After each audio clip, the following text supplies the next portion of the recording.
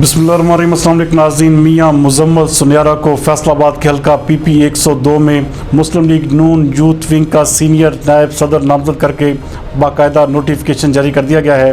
ہمارے نمائندہ خصوصی شہزاد اختر کے مطابق جڑامالہ کے نواحی علاقے چک نمبر 30 گاہ بے کے رہائشی میاں مزمل سنیارا کو پاکستان مسلم لیگ نون پنجاب کے صدر سابقہ وزیر قانون رانا ثناء اللہ نے حلقہ پی پی 102 ستیانہ کے لیے مسلم لیگ نون یوتھ ونگ کا سینئر نائب صدر مقرر کر دیا ہے اور باقاعدہ ان کی تقرری کا نوٹیفیکیشن بھی جاری کر دیا گیا ہے۔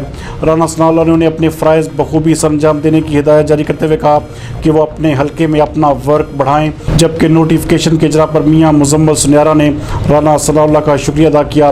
اس موقع پر بات کرتے ہوئے مزمل سنیارا کا کہنا تھا کہ موجودہ حکومت عوام سے 2 وقت کی روٹی بھی چھین لی ہے، لوگ فاقوں پر مجبور اور اشیاء خورد و نوش کا شدید بحران ہے۔ انہوں نے کہا کہ وہ مسلم لیگ نون کے لیے ہر قسم کی قربانی دینے کے لیے تیار ہیں۔